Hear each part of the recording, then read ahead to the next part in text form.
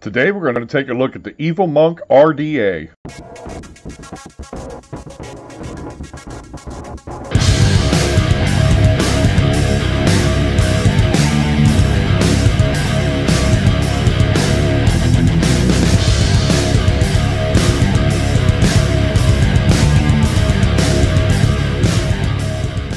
Okay guys, this is the Evil Monk RDA. I've had this for quite some time now. I would say probably about a month. So I really wanted to put this thing through its paces. You can see here's the bottom.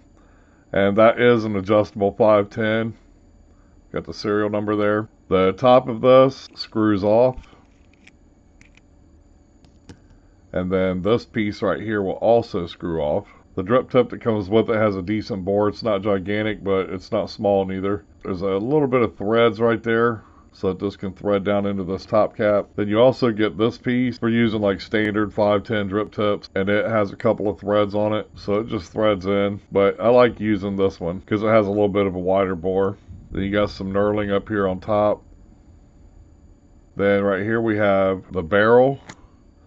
That just slides off. We got our airflow right there. This has a total of 4 airflow slots. Okay, then here is our deck. There's airflow right here. And right here's the grub screw. This is how we tighten down our coils. I'm going to show you that here in a minute. This is a postless deck. So you have one there, one here, and one right there, and then one there. It's a total of 4 grub screws. And then you also have bottom airflow. And all of those holes correspond to these in the deck. These smaller holes here, those correspond to where our coil legs are going to go, our positive and negative legs. And you can see how this has this little indentation around here. That is going to be our positive block. And then the rest of the deck is our negative. Here's the box that this came in. These right here, I don't know if you can see them. I got a couple of them in there that are damaged. Those are supposed to go in these slots right here, but I wasn't able to get them to go in there. They're just so small. But I think on the newer versions, they come pre-installed. And I believe they're to actually help because they're going to stick up a little bit. I believe they actually help to keep this from leaking. But like I said, I was unable to get them installed. You also get a couple of extra grub screws, an O-ring, and you get 2 Allen keys. I don't know if you can hear that rain, but it is pouring rain outside. So I made 2 of these coils. I made them with Lightning Vapes Premium Nichrome 80 24 gauge. There's 7 wraps around a 3mm screwdriver. You can see there how I cut the legs. The legs are pretty short. I would say probably 4 to 5mm long. The way that this is made, you want to get one leg in this positive and then one leg over here in this negative.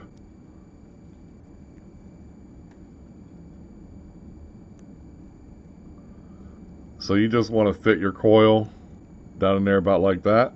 That coil looks like it's sticking up kind of high, but it's not. I'm going to be doing some adjustments on this. Once you have your coil sitting in there, all you need to do is come over here, put your Allen key in, and tighten down that grub screw.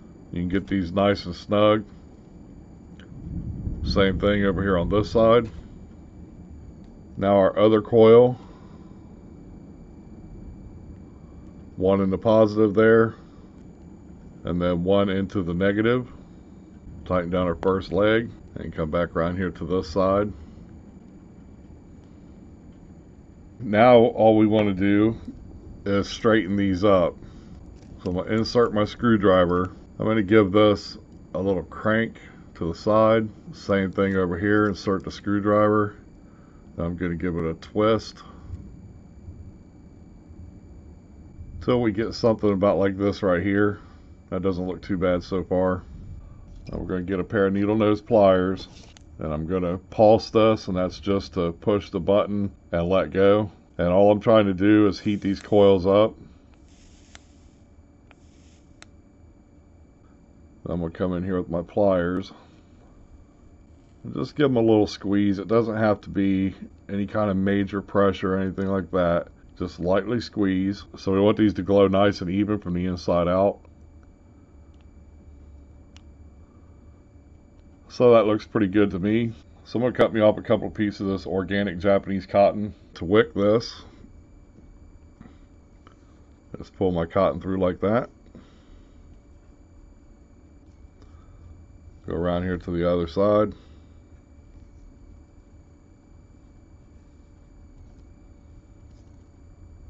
Now I want to cut this off just a little bit wider than the base.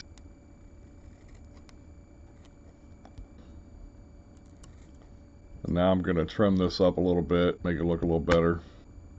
So I want to tuck my cotton just inside the drip well here, and want to make sure that I'm not going to block off any of this airflow.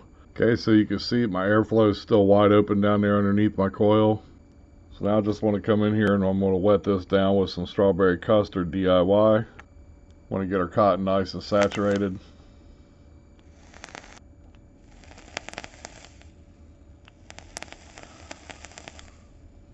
So now all I want to do, come back in here with my barrel. This is different. You don't line it up with your coils or any of that. You line it up with your airflow holes, like so. And then at the same time, you want to leave these over here on the side. You want those to be open as well.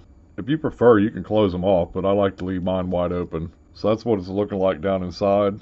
Then we just take our top cap here, put it on.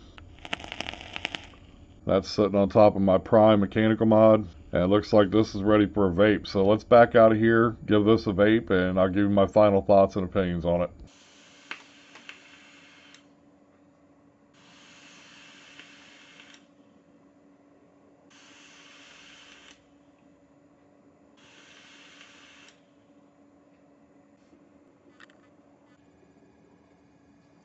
So as you guys can see, man, this thing produces pretty good vapor. The build I have in here turned out to be a 0.24 ohm. The only issue that I have with this device really is that the drip tip gets extremely hot, and it gets hot enough to burn your lips. If you build like 0.3 ohms or higher, you would be absolutely okay with this RDA. It's very simple to build on. There is a little bit of a learning curve because you have to learn how to wick it properly.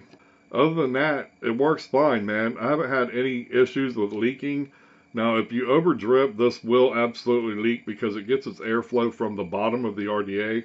If you guys would like to pick one of these up, you can find them around the web for roughly about $29.99. And that's it, guys. That's what I've got for you. So until next time, take care.